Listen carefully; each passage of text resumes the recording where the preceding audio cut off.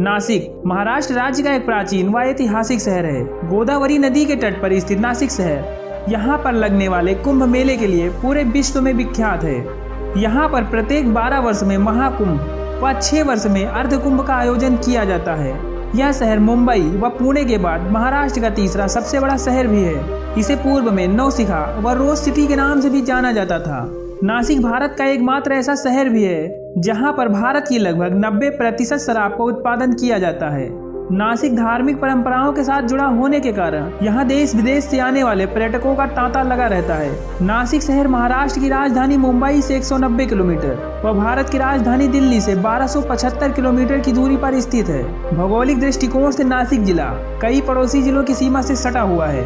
इसके उत्तर में धुले जिला, पूर्व में जलगांव जिला, दक्षिण पूर्व में औरंगाबाद जिला, दक्षिण में अहमदनगर जिला, दक्षिण पश्चिम में ठाणे जिला, पश्चिम में गुजरात से घिरा हुआ है। लगभग 15,582 वर्ग किलोमीटर में फैले हुए नासिक जिले की जनसंख्या 2011 की जनगणना के अनुसार 61 लाख से ऊपर थी। नासिक जिले की जनसंख्या घनत्व की बात करें तो आपको 390 लोग प्रति वर्ग किलोमीटर में मिलेंगे। धार्मिक दृष्टिकोण से नासिक जिले में लगभग 85.21% हिंदू, 8.90% मुसलमान, 1% ईसाई, 1.10% जैन, 3.18% बुद्ध व 0.61% अन्य धर्म के लोग निवास करते हैं। नासिक जिले की साक्षरता दर लगभग 82% है। साक्षरता दर के लिहाज से देखा जाए तो नासिक महाराष्ट्र का तीसरा सर्वाधिक पढ़े लिखे वाले लोगों का शहर भी है।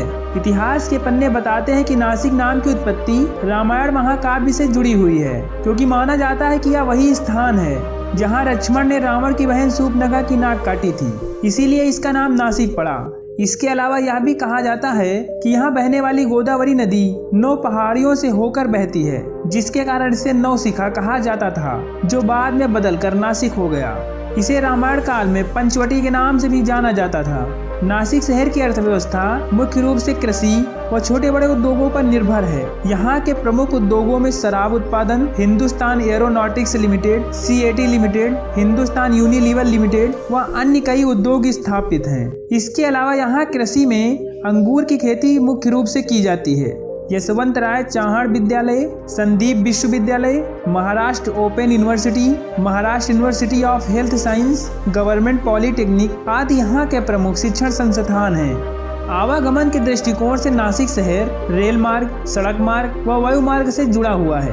रेल मार्ग नासिक शहर अपने रेल मार्ग से भारत के कई अन्य महत्वपूर्ण शहरों से भली भांति जुड़ा हुआ है, जिसके माध्यम से आप आसानी से नासिक पहुँच सकते हैं। सड़क मार्ग यहाँ का नेशनल हाईवे नासिक का मुख्य हाईवे है। इसके अलावा मुंबई नासिक एक्सप्रेसवे इसे सीधा मुंबई से जोड़ता है।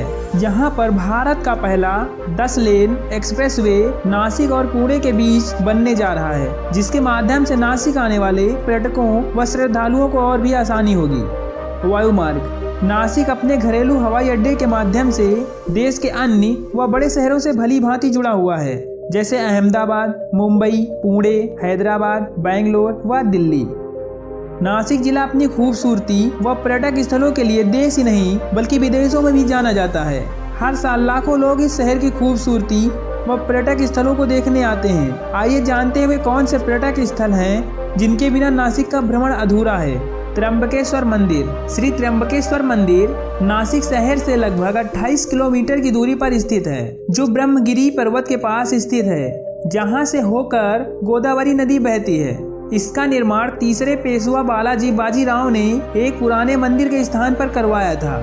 यह मंदिर भगवान महादेव के 12 ज्योतिर्लिंग में से एक है। इस मंदिर का निर्माण काले रंग के पत्थर से किया गया है, जो आने वाले पर्यटकों का मन मोह लेते हैं। पंचवटी गोदावरी नदी के दक्षिणी तट पर स्थित पंचवटी नासिक शहर का सबसे पवित्र स्थान माना जाता है, क्योंकि यह वही स्थान है जहां भगवान राम, लक्ष्मण व माता सीता ने अपने वनवास के दौरान निवास किया था। इसको पंचवटी कहने के पीछे का प्रमुख कारण कालाराम मंदिर के पास लगे 5 प्राचीन बरगद हैं। यहाँ पर सीता गुफा, कपालेश्वर मंदिर, सुंदर नारायण मंदिर, विट्ठल मंदिर आदि कई प्राचीन मंदिर मौजूद हैं। अंजनेरी हिल्स अंजनेरी पर्वत नासिक का एक प्रमुख पर्यटक स्थल है। इस पर्वत का इतिहास रामायण से भी जुड़ा हुआ है।